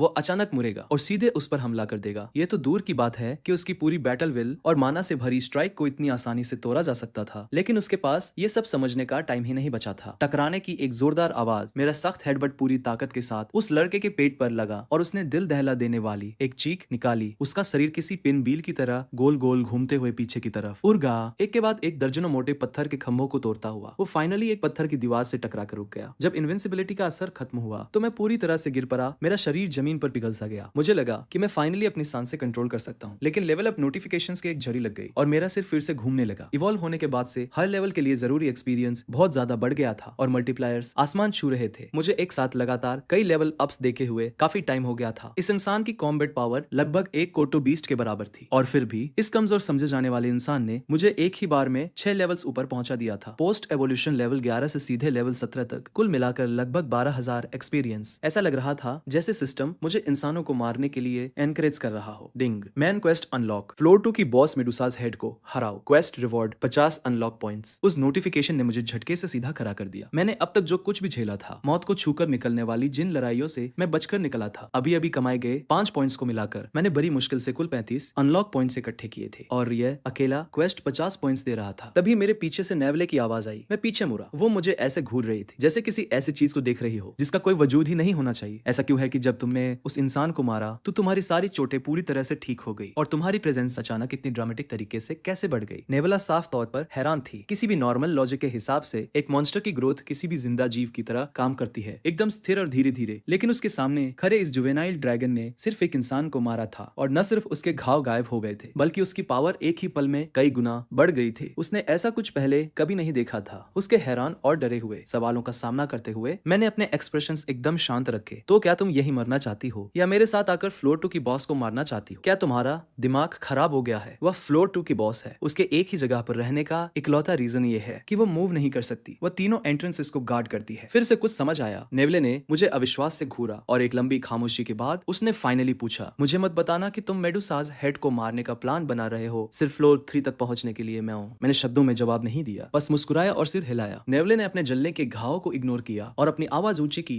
अपनी करंट स्ट्रेंथ के साथ। तुम बिना पसीना बहाए मुझे भी कुचल सकते हो। जब तक तुम मेडुसाज हेड के पास नहीं जाते, तुम इस पूरे फ्लोर पर बिना किसी रोक टोक के राज कर सकते हो। बिना किसी वजह के खुद को खतरे में क्यों डालना। म्याऊं, तुमने अभी अभी मेंशन किया था कि वे इंसान फ्लोर 2 की बॉस से लड़ रहे हैं क्योंकि वे डंजन से बाहर निकलने की कोशिश कर रहे हैं। सही कहा ना। जैसे ही मेरे ये शब्द बाहर आए, नेवला पूरी बात समझ गई। मुझे मत बताना कि तुम सच में डंजन से बाहर निकलना चाहते हो। मैं सब कुछ समझते हुए मुस्कुराया। तो और गहराई में जाना ही बाहर निकलने का असली रास्ता है। बताओ, तुम डंजन से बाहर कैसे निकलते हो? क्या तुम बातों में फंसाकर मुझसे उगलवाने की कोशिश कर रहे हो? मैं हूं तो क्या हुआ अगर मैं ऐसा कर रहा हूँ? तुमने पहले ही मुंह से बात निकाल दी है। बेहतर होगा कि मुझे पूरी बात ही बता दो। मैं तुम्हारी मदद क्यों करूं? नेवला भड़क गई। ठीक है, मत करो। इत्तेफाक से मेरे पास एक ऐसी स्किल है जो सीधे दिमाग को एक्सेस कर सकती है। हालांकि इस प्रोसेस में काफी दर्द होता है। अगर तुम नहीं बोलोगी तो मैं खुद ही अंदर जाकर देख लूंगा। नेवले का चेहरा पीला पड़ गया। डंजन में इस तरह की स्किल्स कोई अनसुनी बात नहीं है। फ्लोर 3 के बाद से कुछ खास साइकिक टाइप के मॉन्स्टर्स इनका इस्तेमाल करने के लिए जाने जाते हैं। उसे डगमगाते हुए देखकर मैंने इसका फायदा उठाया। अगर तुम मुझे बताती हो और मेरे साथ काम करने के लिए राजी हो जाती हो तो मैं न सिर्फ तुम्हें जिंदा छोड़ूंगा बल्कि तुम्हारी हर एक चोट को हील कर दूंगा। एक हाथ से दो और दूसरे हाथ से डराओ। मुझे पता था कि ये कैसे काम करता है। मेरे पास असल में मेमोरी एक्सट्रैक्शन स्किल है, लेकिन इसकी कीमत 20 अनलॉक पॉइंट्स है। अगर मैं उन्हें खर्च करने से बच सकता तो मैं पक्का बचता। इन शब्दों पर नेवले का कान फरका। एक लंबे पॉज के बाद उसने मेरी नजरों से नजरें मिलाई, थोड़ी चौकन्नी लेकिन क्यूरियस। तुम्हारा मतलब सच में वही है? म्याऊं, मैंने अपनी छाती ठोंकी। किया हुआ वादा वापस नहीं लिया जा सकता। हमारी बातचीत के दौरान मुझे पता चला कि असल में डंजन के अंदर आने और बाहर जाने के कई रास्ते हैं। इंसान सबसे ज्यादा स्पैटियल ट्रांसफर मैजिक का इस्तेमाल करते हैं, लेकिन मॉन्स्टर्स के लिए वो मैजिक सीखना लगभग इम्पॉसिबल है। एक मॉन्स्टर्स के लिए जो डंजन में फंस गया है, बाहर निकलने का सिर्फ एक ही रास्ता है। फ्लोर 1 से लड़ते हुए पूरे फ्लोर 5 तक जाओ और एक बार जब तुम फ्लोर 5 के फाइनल बॉस को हरा दोगे तो तुम डंजन से बाहर निकलकर बाहरी दुनिया में जा सकते हो। लेवाइथन की लगभग ना हिलाई जा सकने वाली पावर के बारे में सोचकर मैं कांपने से खुद को रोक नहीं पाया। तुम्हारे चेहरे का ये लुक, क्या तुमने सच में लेवाइथन को कहीं देखा है? म्याऊं, मैंने सिर हिलाया और फिर वो सवाल पूछा जो मुझे परेशान कर रहा था। क्या तुमने ये नहीं कहा था कि डंजन का हर फ्लोर एक अलग स्पेस है, कि मॉन्स्टर्स उनके बीच अपनी मर्जी से आ जा नहीं सकते? वो रूल लेवाइथन पर लागू नहीं होता। म्याऊं, वो एक एंशिएंट गॉड का माउंट था, पूरे डंजन का सबसे पावरफुल जीव। वो डंजन के हर फ्लोर के बीच अपनी मर्जी से आ जा सकता है और उसे कोई नहीं मार सकता, उसे कोई नहीं रोक सकता। म्याऊं, वो डंजन में सिर्फ इसलिए रहता है क्योंकि वो खुद ऐसा चाहता है। तो तुम्हारा बाहर जाने का यह सपना, अगर सच कहूं तो ये एक ख्याली पुलाव के अलावा और कुछ नहीं है। म्याऊं, अपनी बात खत्म करते ही नेवले की ताकत पूरी तरह जवाब दे गई और वह हाफते हुए जमीन पर गिर पड़ी। उसके घाव बहुत गहरे थे और उसकी हेल्थ हर पल गिरती जा रही थी। इस हिसाब से उसकी सांसें रुकने में शायद मुश्किल से 10 मिनट बचे थे। उसे मौत के मुहाने पर झूलता हुआ देखकर मैंने सोचा और हील स्किल और कंडेंसेट पर 4 अनलॉक पॉइंट्स खर्च करने का फैसला किया और नेवले की हर एक चोट को हील कर दिया। वो पलक झपकते ही जमीन से उछलकर खड़ी हो गई और अपने ही हाथों और पैरों को अविश्वास से घूरने लगी। तुमने अभी अभी क्या किया? मैं ये वादा तो नहीं कर सकता कि तुम कभी डंजन से बाहर जा पाओगी, लेकिन मैं ये वादा कर सकता हूँ कि इस फ्लोर पर तुम कभी भूखी या बिना प्रोटेक्शन के नहीं रहोगी। क्या तुम मेरे साथ चलोगी? नेवला अभी भी उस शौक से बाहर नहीं आई थी। वह बस अपने सामने खड़े उस अजीब से जीव को खाली नजरों से घूर रही थी। एक लंबी खामोशी के बाद वो फाइनली बोली, तो तुम्हारा मतलब है कि तुम मेडुसाज हेड को मारने वाले हो? मैंने सिर हिलाया। तुम्हारी ताकत सच में इंप्रेसिव है। अब तक फ्लोर 2 पर मुझे मिले किसी भी मॉन्स्टर से सबसे ज्यादा ताकतवर। ये सुनकर नेवला घमंड से फूल गई। जाहिर सी बात है म्याऊं, इस पूरे फ्लोर पर मुझसे ज्यादा ताकतवर सिर्फ वो चुड़ैल मेडुसा ही है। म्याऊं, फिर नेवले की टोन पूरी तरह बदल गई। लेकिन मैं तुम्हारे लिए अपनी जान खतरे में क्यों डालूं? म्याऊं, मेडुसाज हेड को मारो और तुम फ्लोर 2 के टॉप पर पहुंच जाओगी, इस पूरे लेवल की क्वीन। क्या ये तुम्हें अच्छा नहीं लग रहा? ये शब्द सुनकर नेवले का कान फड़का। उसने अपना सिर नीचे किया, होंठ चुपचाप उन्हीं शब्दों को दोहरा रहे थे। फ्लोर के टॉप पर क्वीन। 2 सेकंड बाद उसने अपना चमकता हुआ चेहरा उठाया और अपना जवाब दिया, ठीक है, चूंकि तुमने मेरी जान बचाई है इसलिए मैं तुम्हारी मदद करूंगी, बस इसी एक बार के लिए। वैसे क्या तुम सच में एक ड्रैगन हो या किसी तरह के कुत्ते हो? एक ड्रैगन क्यों? लगता तो नहीं। क्या तुम ये कह रही हो कि मैं एक कुत्ते जैसा दिखता हूँ? हाँ, एक छोटा काला कुत्ता, गोल मटोल पेट, सिर भी कुत्ते जैसा ही है। मैं आज से तुम्हें डॉग बॉय बुलाऊंगी। मैं बिना कुछ बोले बस उसे घूरता रहा। वैसे क्या तुम भी एक कुत्ते जैसी नहीं हो? तुमने उस इंसान को मारने से पहले उसे बुरी तरह थका दिया था, फिर मुझे वापस हील करने के लिए चोट पहुंचाई थी। जो भी हो, तुम मुझे जो चाहो बुला सकती हो। और तुम्हारा क्या? तुम्हारा नाम क्या है? मेरा कोई नाम नहीं है। डंजन के मॉन्स्टर्स के नाम नहीं होते, इसका कोई मतलब नहीं है। तो फिर ठीक है, तुम मुझे डॉग बॉय बुलाती हो, मैं तुम्हें कैटकरल बुलाऊंगा। ये सुनते ही नेवले की पूंछ जमीन पर जोर से पटकी गई। कैटकरल, ये कैसा नाम है? चलो चलते हैं। कैटगरल ने मेरी झूलती हुई आकृति को बत्तख की तरह चलते हुए देखा और धीरे से बड़बड़ाई, वैसे असल में मेरा एक नाम है, तुम्हें पता है? फिर वो उछल कर आगे बढ़ी और मेरे पीछे पीछे चलने लगी। कुछ ही मिनटों बाद हम फ्लोर 2 और फ्लोर 3 के बीच की बाउंड्री पर पहुंच गए। इंसानी सैनिकों को अभी भी मेडुसाज हेड के साथ लड़ाई में फंसा हुआ देखकर मैंने इंतजार करने और उन्हें एक दूसरे को थकाने देने का फैसला किया ताकि मैं आसानी से शिकार कर सकूं। जब से मैं डंजन में आया था मैंने नोटिस किया था कि यहाँ के मॉन्स्टर्स को लेवल अप होने या स्किल्स का कोई कॉन्सेप्ट ही नहीं पता था। उनके के लिए लेवल अप होना बस जिंदा रहने का एक बाय प्रोडक्ट नतीजा है। स्किल्स जिंदा रहने के औजारों के अलावा और कुछ नहीं है, और मारना सिर्फ पेट भरने का एक जरिया है। इसलिए नेवले जैसे म्यूटेंट ब्रीड्स अलग प्रजातियों को छोड़कर ज्यादातर बीस्ट एक सिंपल रूल फॉलो करते हैं, वे जितना ज्यादा जीते हैं उनका लेवल उतना ही ज्यादा होता है। मेडुसाज हेड सेकंड फ्लोर की बॉस कम से कम 500 सालों से जिंदा है, उसमें हिलने डुलने की कोई एबिलिटी नहीं है, फिर भी वह एक फिक्स्ड स्थिर तोप की तरह अपनी जगह पर डटी हुई है, उस कॉरिडोर को गार्ड कर रही है जो सेकंड फ्लोर को थर्ड फ्लोर से जोड़ता है। कोई भी इंसान जो सेकंड फ्लोर को जीतने की कोशिश कर रहा हो और कोई भी बीस्ट जो हायर लेवल्स की तरफ बढ़ना चाहता हो, उसे उस कॉरिडोर से गुजरना ही होगा। इसलिए जब तक वह इस पोजीशन पर है, शिकार की एक कभी न खत्म होने वाली लाइन खुद ही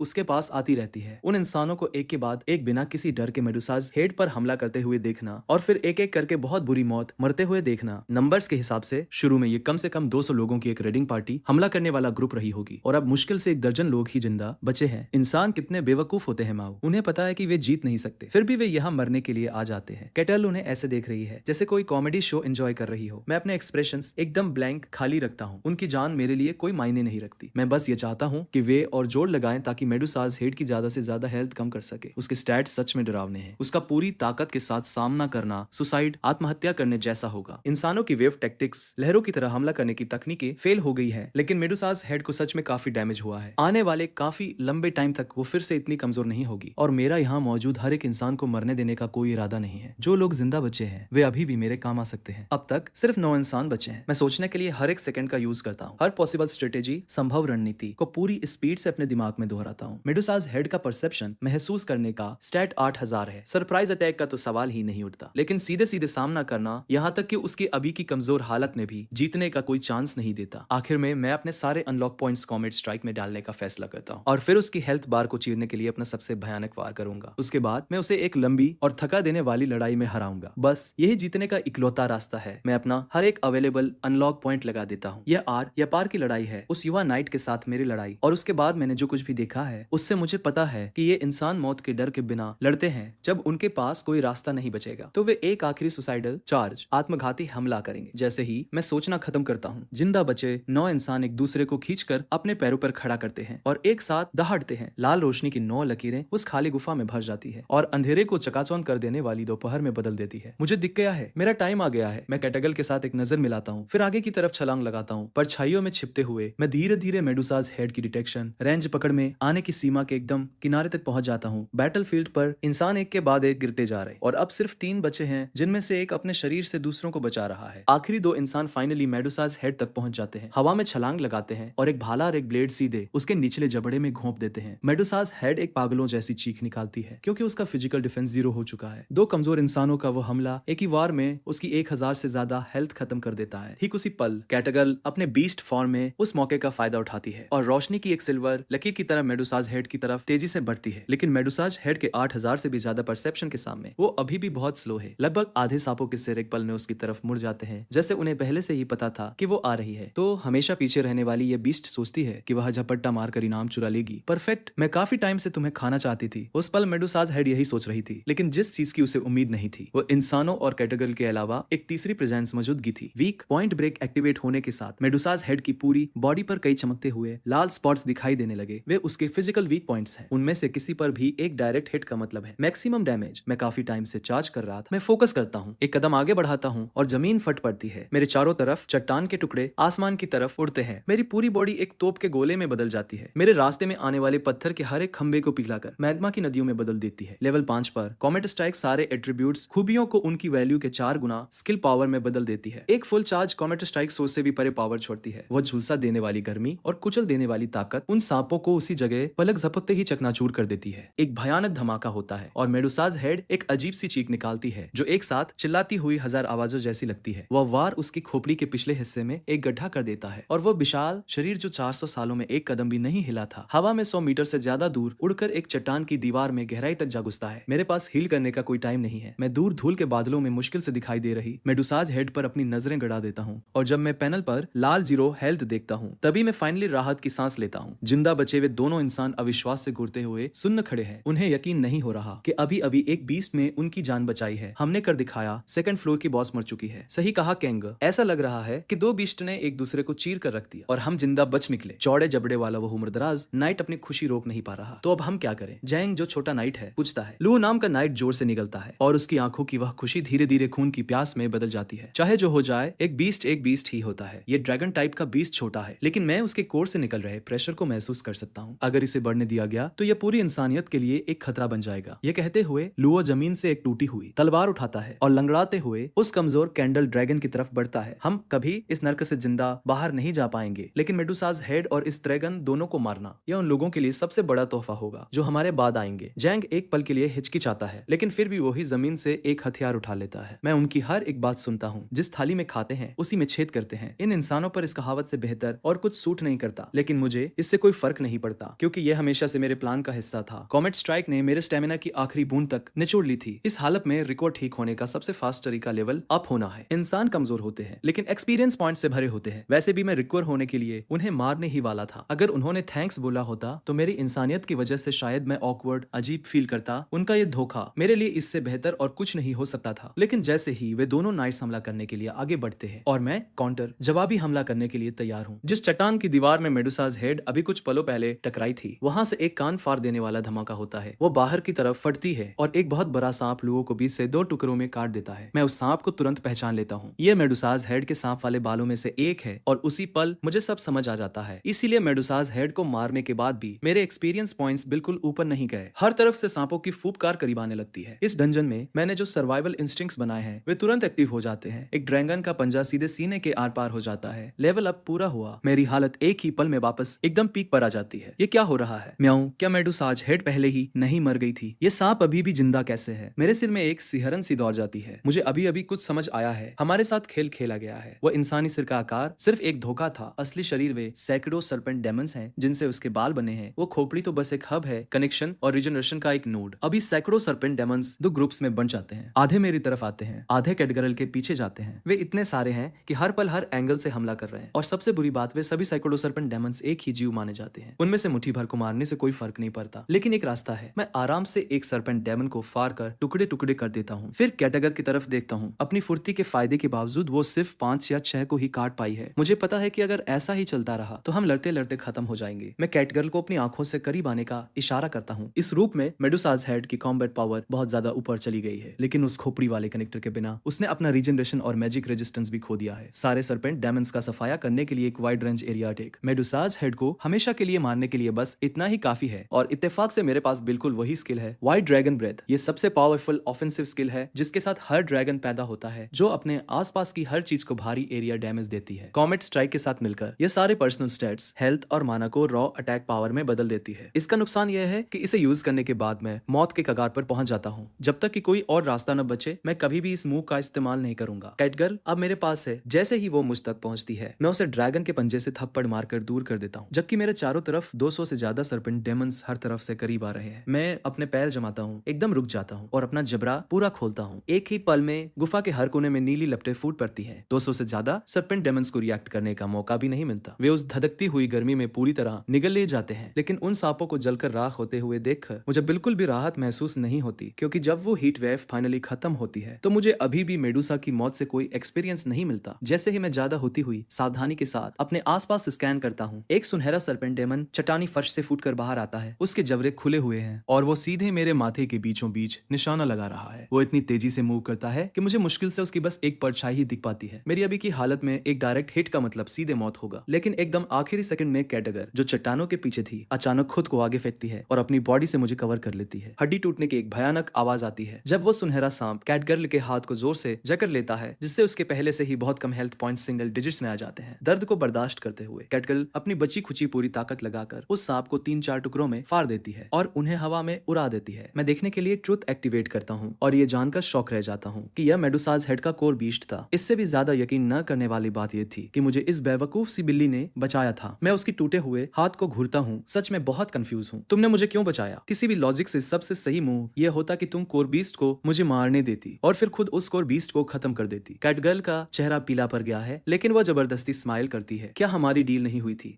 हम इस चीज को एक साथ मारने वाले थे। मैं 2nd फ्लोर की बॉस बनूंगी, तुम 3rd फ्लोर पर चले जाओगे। और सबसे बड़ी बात, तुमने पहले मुझे बचाया था। ऐसा हो ही नहीं सकता कि मैं तुम्हें मरने दूं। म्याऊं, उसकी ये मासूम बातें मुझे हंसी के करीब कुछ फील कराती हैं। इंसानों और उनके उस ठंडे धोखे के बारे में वापस सोचते हुए ऐसा लगता है कि इंसानों के सबसे ऊपर होने के मेरे उस पुराने भरोसे के बारे में मुझे सीरियसली दोबारा सोचना पड़ेगा। मैं चलकर मेडुसाज हेड के बचे हुए हिस्से के पास जाता हूँ, उसकी खोपड़ी को अपने पैर के नीचे कुचलता हूँ, टुकड़ों को उठाता हूँ, उन्हें अपने मुंह में डालता हूँ, 2 बार चबाता हूँ और निगल जाता हूँ। नोटिफिकेशन, मेन क्वेस्ट 50% पूरा हुआ, अनलॉक पॉइंट्स मिल गए, करेंट लेवल 20 तक पहुंच गया, एवोल्यूशन कंडीशंस पूरी हो गई है। कंप्लीशन की आवाज सुनने के बाद ही मैं फाइनली अपनी टेंशन छोड़ता हूँ और जमीन पर गिर पड़ता हूँ और जोर जोर से हांफते हुए लंबी सांसें लेता हूँ। उसी टाइम कैटगर्ल खुशी से पागल होकर अपनी बाहें मेरे चारों तरफ लपेट लेती है और अपना चेहरा मुझ पर ऐसे रगड़ती है जैसे कल हो ही ना। मुझे यह कहना पड़ेगा कि कैटगर्ल का ह्यूमन फॉर्म ऊपर से काफी इंप्रेसिव है। मैं सबसे पहले उसकी चोटों को ठीक करने के लिए कंडेंस सेट और हील यूज करता हूँ। फिर मैं मेडुसाज हेड के साथ आसपास देखता हूँ। 3rd फ्लोर का रास्ता पूरी तरह से खुला है, लेकिन जैसे ही मैं कॉरिडोर में कूदने वाला होता हूँ, कैटगर्ल बोल पड़ती है। उसके चेहरे पर साफ झिझक दिख रही है। हम कितनी कमाल की टीम है, अगर तुम यही रुक जाते तो 2nd फ्लोर पर हमें कोई नहीं रोक पाता। मायू वो रुकती है जैसे उसे कोई आइडिया आया हो, उसका चेहरा लाल हो जाता है और वो अचानक बोल पड़ती है, तुम सुपर स्मार्ट हो और मैं सुपर स्ट्रांग हूँ। मैं 2nd फ्लोर की क्वीन बनूंगी और तुम मेरे रॉयल स्ट्रेटेजिस्ट बनोगे। मैं थोड़ा हैरान हूँ, मुझे नहीं पता कि इस बिल्ली के दिमाग में ऐसा कुछ ख्याल कैसे आया। मैं कंधे उचकाता हूँ। जो भी हो, मुझे हमेशा से नीला आसमान और गर्म धूप ज्यादा पसंद रही है। यह कहकर मैं आगे कदम रखता हूँ और सीधे कॉरिडोर में कूद जाता हूँ। कैटगर्ल मेरे पीछे आने की कोशिश करती है, लेकिन मेरी आवाज पहले ही नीचे के रास्ते से ऊपर आ रही होती है। 2nd फ्लोर पर अब ऐसा कुछ नहीं बचा है जो तुम्हें नुकसान पहुंचा सके। फिर मिलेंगे कैटगर्ल। दूसरों के लिए 3rd फ्लोर का कॉरिडोर किसी डेथ सेंटेंस जैसा हो सकता है, लेकिन मेरे लिए यह आजादी का इकलौता रास्ता है। अगले ही सेकंड मुझे अपने फैसले पर पछतावा होता है। 1st फ्लोर एक पथरीली गुफा थी, 2nd फ्लोर एक कीचड़ से भरा अंडरग्राउंड गड्ढा था, लेकिन मैंने जो कभी नहीं सोचा था वह यह है 3rd फ्लोर बर्फ का एक बहुत बड़ा खुला हुआ वर्ल्ड है। जहां तक नजर जाती है रफली 150 डिग्री के टेम्परेचर के साथ सिर्फ बर्फ और सफेदी के अलावा कुछ नहीं है। मैं जल्दी से 2nd एवोल्यूशन ऑप्शंस खोलता हूँ। एक नजर डालते ही मेरी आंखें फटी रह जाती है। पहली 3 चॉइसेस पहले जैसी ही हैं, लेकिन मेरी हैरानी का ठिकाना नहीं रहता जब एक चौथा ऑप्शन सामने आता है। Minor eyes dragon, extreme cold conditions में रेयर रेड ब्लड लाइन, जो कॉन्शियसनेस की गहराई में हीट सोर्सेस के लिए एक इंटेंस ऑब्सेशन से ट्रिगर होता है। एक लो probability evolution path, innate skill, eyes attribute immunity. ठंड से अपनी हेल्थ को खत्म होते देखकर मैं बिना एक पल सोचे माइनर आइज ड्रैगन चुन लेता हूँ। बिल्कुल पहले की तरह टूस की जानी पहचानी चाइम्स के साथ एवोल्यूशन पलन झपटते ही खत्म हो जाता है। मेरी बॉडी से आखिरी ब्लैक वायलेट स्केल भी गिर जाता है, लेकिन जैसे ही मैं इस एवोल्यूशन से मिले स्टैट गेन्स को चेक करने वाला होता हूँ, ठीक ऊपर से एक जानी पहचानी चीख सुनाई देती है।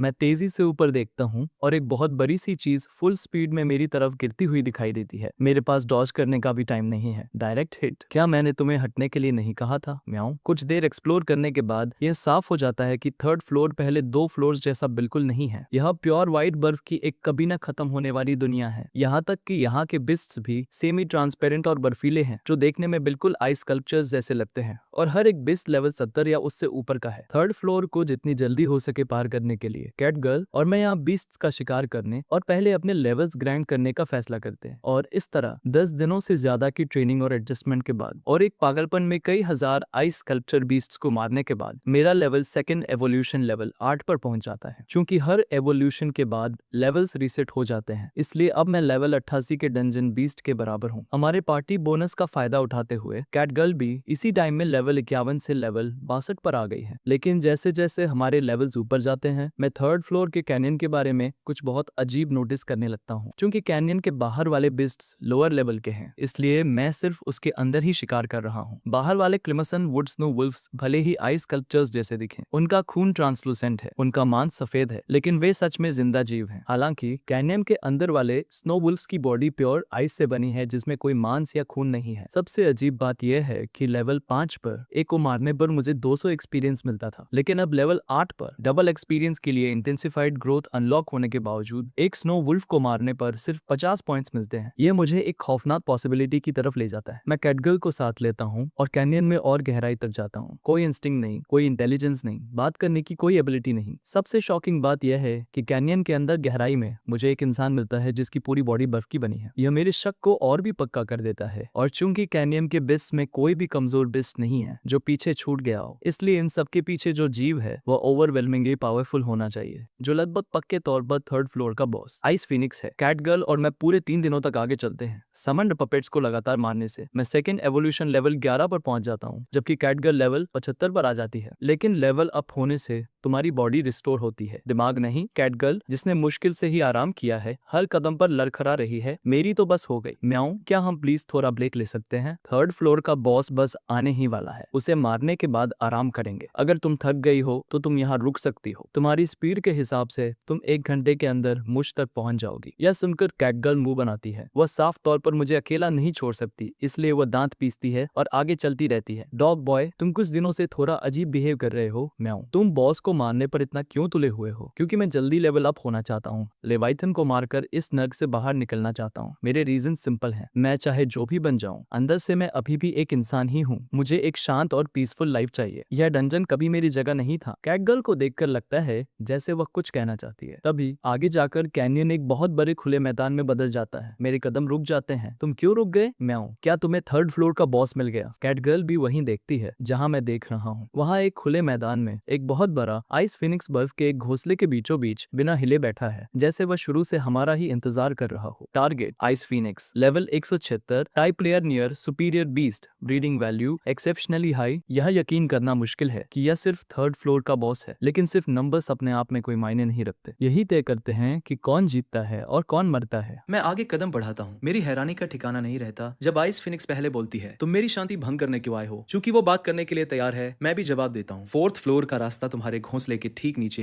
है ना? हम फोर्थ फ्लोर की तरफ जा रहे हैं। अगर तुम किनारे हट जाओ तो आज हम में से किसी को भी मरने की जरूरत नहीं है। आइस फिनिक्स अपनी क्रिस्टल जैसी साफ आंखें घुमाती है और एक लंबे पॉज के बाद बोलती है, मैं बस अपने बच्चे के साथ अनंत काल तक ही रहना चाहती हूँ। तुम्हें मेरी शांति क्यों भंग करनी है? मैं उसके नीचे देखता हूँ। वहाँ एक छोटा आइस फिनिक्स पड़ा है जो सिर्फ हड्डियों का ढांचा है। क्या वो तुम्हारा बच्चा है? आइस फिनिक्स जवाब नहीं देती। वो बस उस छोटे से कंकाल को असीम प्यार से नीचे देखती है, जैसे वो बच्चा अभी भी जिंदा हो। मेरे पास इसके लिए कोई पेशेंस नहीं है और मुझे उसकी परिस्थितियों में कोई दिलचस्पी नहीं है। मैं अपना स्टांस लेता हूँ और लड़ने के लिए तैयार हो जाता हूँ। कैटगर्ल ये सब देखती है और आइस फिनिक्स से लड़ने में हिचकिचाती हुई लगती है, किसी हमदर्दी या क्यूरियोसिटी की वजह से नहीं, बल्कि सिर्फ इसलिए क्योंकि उसे नहीं लगता कि हम जीत सकते हैं। लेकिन मुझे अभी इन सब से कोई मतलब नहीं है। तुम्हारे और तुम्हारे बच्चे के बीच जो भी हुआ, मैं बस फोर्थ फ्लोर तक पहुंचना चाहता हूँ। मेरे ये शब्द सुनकर आइस फिनिक्स अपना सिर उठाती है और मेरी तरफ कुछ कुछ गर्माहट के साथ देखती है और अपने उसी न समझ में आने वाले तरीके से आगे कहती है, मैं समझ गई, तुम भी मेरे प्यारे बच्चे के खेलने का साथी बनना चाहते हो। मेरे पेशेंस की आखिरी बूंद भी खत्म हो गई। मैंने बात करना बंद कर दिया। पल्स की ताकत का इस्तेमाल करते हुए मैं एक ब्लू ग्रीन तोप के गोले में बदल जाता हूँ और अपनी पूरी ताकत के साथ आइस फिनिक्स से टकराता हूँ। मैं अपना जबड़ा पूरा खोलता हूँ और वॉइड ड्रैगन ब्रेथ पल्स के लगातार 3 ब्लास्ट फायर करता हूँ। कैटकर तेजी से अपने दोनों आगे वाले पंजे घुमाती है और एक साथ दर्जनों विंड ब्लेड्स छोड़ती है। हमारे अटैक साइज फिनिक्स पर किसी तूफान की तरह बरसते हैं और उसकी हेल्थ को काट कर सिर्फ 1/4 कर देते हैं। लेकिन मुझे कोई खुशी महसूस नहीं होती, सिर्फ डर बढ़ता जा रहा है, क्योंकि जब से लड़ाई शुरू हुई है आइस फिनिक्स ने कोई काउंटर अटैक नहीं किया है। वो अपनी जगह से हिली तक नहीं है, किसी खंबे की तरह बिना किसी हरकत के वहीं खड़ी है। हम उस पर चाहे जो भी हमला करे, मेरे कॉम्बैट इंस्टिंक्ट्स मुझे रुकने के लिए चीख रहे हैं। लेकिन जैसे ही मैं वॉइड ड्रैगन ब्रेथ का आखिरी ब्लास्ट फायर करने वाला होता हूँ, कैनियन की दीवारों की दरारों से अचानक दर्जनों आइस बीस्ट्स बाहर आने लगते हैं। उसी पल आइस फिनिक्स, जो अब तक किसी पहाड़ की तरह शांत थी, फाइनली हिलती है। वो अपने पंख पर पूरी तरह खोलती है। अंदर आने वाले आइस बीस्ट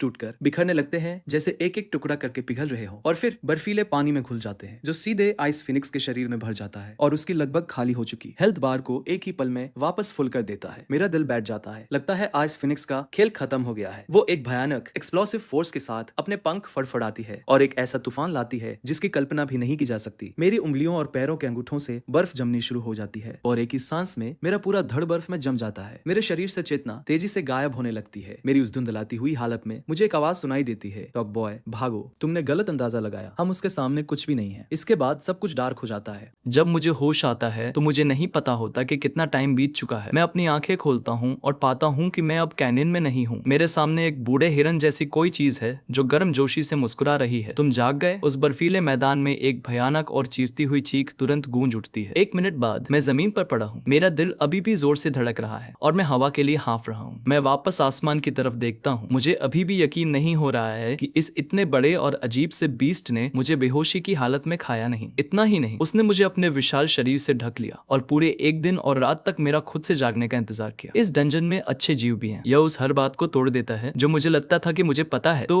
क्या तुमने मुझे बचाया? मैं सावधानी से पूछता हूँ। वह बिना बालों वाला बीस्ट सच में हैरान लगता है। तुम कम्युनिकेट कर सकते हो, तुम्हें पता है, टेलीपैथी भी। मैं थोड़ा ऑकवर्ड तरीके से सिर हिलाता हूँ। क्या मैंने अभी जोर से नहीं बोला? वह गंजा सिर एक तरफ झुक जाता है। मेरी माफी, मैं इतने लंबे समय से जिंदा हूँ कि मेरी याददाश्त थोड़ी कमजोर हो गई है। लेकिन जिसने तुम्हें बचाया वह मैं नहीं था, वह तुम्हारी दोस्त दोस्त थी। यह सुनकर मैं पलके झपकाता हूँ, वह तुम्हारा नेवला। तुम कैसे भूल सकते हो नेवले को? मुझे याद आता है कि आइस फिनिक्स के उस जमा देने वाले ऑरा ने मेरे पूरे शरीर को बर्फ में जकड़ लिया था। लेकिन ठीक उसी पल कैटगर्ल आगे आई, दौड़कर मेरे पास आई और अपनी आखिरी बची हुई ताकत लगाकर मुझे आइस फिनिक्स के घोंसले से बाहर फेंक दिया और चिल्लाते हुए कहा, डॉग बॉय आओ और मुझे बचाओ। उस बात का पूरा बोझ मुझ पर आ गिरता है। मैं घुटनों के बल गिर जाता हूँ। मेरी छाती में ऐसा लगता है जैसे किसी अनदेखी मुट्ठी ने उसे जकड़ लिया हो और कुचल दिया हो। वो खौफनाक सच और उसके साथ आने वाली वो बेबसी एक लहर की तरह मुझ पर टूट पड़ती है और मुझे अंदर खींच लेती है। अगर मैं थोड़ा सा भी ज्यादा सावधान होता तो ऐसा कुछ नहीं होता। अगर कैटगर्ल नहीं होती तो आइस फिनिक्स के हाथों मरने वाला मैं होता। तुम्हारी उस बिल्ली ने तुम्हें आइस वैली के किनारे पर फेंक दिया था और मैं इत्तेफाक से वहीं से गुजर रहा था। सच कहूं तो तुम्हारे जैसे कैलिबर का कोई बीस्ट थर्ड फ्लोर पर दिखे ऐसा हुए काफी टाइम हो गया है, इसलिए मैंने सोचा क्यों ना तुम्हें अंदर ले आऊं। जब मैं डार्क वैली वॉर में लड़ा था तब मेरा भी एक ऐसा ही दोस्त था, लेकिन तुम इतने उदास नहीं लग रहे हो। क्या वो बिल्ली तुम्हारी दोस्त नहीं है? वो बूढ़ा बीस्ट अपना सिर झुकाता है, थोड़ा कंफ्यूज है। वो एक बेवकूफ बिल्ली है, उसने तुम्हारी जान बचाने के लिए अपनी जान जोखिम में डाल दी। तुम इतने बेफिक्र कैसे लग सकते हो? मैं क्या कर सकता हूँ? मैं मुड़ता हूँ और आइस वैली की तरफ चल देता हूँ। वो बूढ़ा बीस्ट तुरंत मेरे सामने आ जाता है। तुम मुझे क्यों रोक रहे हो? क्योंकि मुझे एक जवान बीस्ट सीधे अपनी मौत की तरफ जाता हुआ दिख रहा है। तुम्हें रोकना एक एल्डर की ड्यूटी है। कैटगर्ल मर चुकी है और वो मेरी वजह से मरी है। उसका बदला लेना मेरी जिम्मेदारी है। मेरे शब्द सख्त और साफ गूंजते हैं जो एक पक्के इरादे से भरे हुए हैं। वो बूढ़ा बीस्ट कुछ नहीं कहता। उसकी नजरें थोड़ी नीचे झुक जाती है। मेरे ड्रैगन के दोनों पंजों की मुट्ठियां इतनी कसकर बंधी हैं कि पोरों के बीच से खून रिस रहा है। वो बूढ़ा बीस्ट सब कुछ समझते हुए मुस्कुराता है जैसे कोई अच्छी याद ताजा हो गई हो। एक लंबे पल के बाद वो बोलता है, क्या हो अगर मैं तुमसे कहूँ कि तुम्हारी दोस्त मरी नहीं है? वे शब्द मेरे लिए किसी लाइफ लाइन की तरह काम करते हैं। मैं तेजी से मुड़ता हूँ और उस बूढ़े बीस्ट को एक गर्म स्माइल के साथ मुझे देखते हुए पाता हूँ। ये कोई झूठ नहीं लगता। आइस फिनिक्स के पपेट्स में एक असाधारण रूप से हाई डिग्री का रियलिज्म होता है। ऐसा इसलिए है क्योंकि उसकी समनिंग टेक्निक एक रेयर आर्ट है जिसे बॉर्न फ्लेश सब्स्टिट्यूशन कहा जाता है। पुराने जमाने से लेकर अब तक सिर्फ 10 से भी कम जीवों के पास ये स्किल रही है। ये दुनिया की सबसे रेयर एबिलिटीज में से एक है। नॉर्मली समन किए गए क्रिएचर्स अपने ओरिजिनल से कमजोर होते हैं, लेकिन बोन फ्लेश सब्स्टिट्यूशन ऐसे क्रिएचर्स बना सकता है जो अपने ओरिजिनल्स के बराबर या उनसे भी ज्यादा ताकतवर हो, क्योंकि ये कॉपी नहीं करता, ये कब्जा करता है। ये एक क्रिएचर को फंसाता है और उसे मार देता है, लेकिन उसकी आत्मा को बचा लेता है, उसके दिमाग को मिटा देता है और बर्फ से उसके शरीर को दोबारा बनाता है। ये समनिंग कम और पपेट बनाना ज्यादा है, इसीलिए उसके समन किए गए क्रिएचर्स को मारने पर भी एक्सपीरियंस पॉइंट्स मिलते हैं। आइस वैली में तुम्हारा जिस भी बीस्ट से सामना हुआ, बिना किसी एक्सेप्शन के वो आइस फिनिक्स का एक पपेट है। हर्ड फ्लोर काफी लंबे टाइम से पूरी तरह आइस फिनिक्स के कंट्रोल में है। पीछे छूटे हुए कुछ कमजोर बीस्ट को छोड़कर जिसके पास भी जरा सी भी ताकत है, उसे आइस फिनिक्स के पपेट्स में बदल दिया गया है। यह सच इतना बड़ा है कि इसे समझना लगभग नामुमकिन सा लग रहा है, लेकिन इन सब बातों का कैटगर के अभी भी जिंदा होने से क्या लेना देना है? मैं कंफ्यूज होकर पूछता हूँ। वो बुजुर्ग बीस्ट आगे कहता है, बोन फ्लेश सब्स्टिट्यूशन पावरफुल है, लेकिन इसकी कमजोरी यह है कि ये बहुत धीरे काम करता है। ये शिकार की बॉडी को सेलुलर लेवल पर थोड़ा थोड़ा करके रिप्लेस करने के लिए आइस एट्रीब्यूट्स का यूज करता है, तभी पूरी आत्मा को सही सलामत बचाया जा सकता है। उस बिल्ली के स्टैट्स को देखते हुए इस प्रोसेस में लगभग 2 हफ्ते लगेंगे। आइस फेनिक्स को 2 हफ्तों के अंदर मार दो